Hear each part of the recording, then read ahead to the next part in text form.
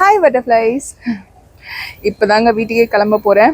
So almost வந்து 8 மணி ஆகிறது. So காலையிலேருந்து நல்லா வேலையெல்லாம் பார்த்துட்டு எல்லா வேலையும் முடிச்சுட்டு இப்போ நாளையோட வேலைக்கு இப்போவே கொஞ்சம் ப்ரிப்ரேஷன்லாம் பண்ணி வச்சுட்டு வீட்டுக்கு போயிட்டு இன்னும் கொஞ்சம் வேலை இருக்குது, அதெல்லாம் வேறு முடிக்கணும். அப்புறமா தூங்க போகணும். இந்த ஹோல் டே எப்படி நீ பாசிட்டிவாக இருக்க அப்படின்னு சொல்லிட்டு என்கிட்ட ஒரு சிஸ்டர் கேட்டிருந்தாங்க. அது சிஸ்டராக தெரியல, பிரதராக தெரியல, ஃப்ரெண்டாக தெரியல, பட் கேட்டிருந்தாங்க. அவங்ககிட்ட நான் சொல்கிறது என்னென்னா, நம்மளை பாசிட்டிவாக வச்சுக்கலன்னா வேறு யார் வந்து பாசிட்டிவாக வச்சுப்பா?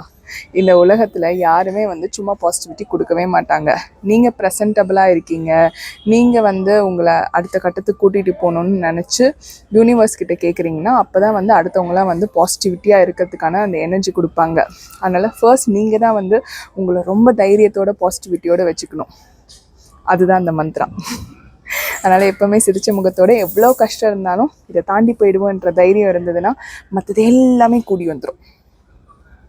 ஓகே, இப்போ சந்தோஷமாக உங்களுக்கு சிரிங்க, சந்தோஷமாக இருங்க, நல்லபடியாக தூங்குங்க. Okay, I always love you, I always pray for you. Tiruttani முருகனே துணை.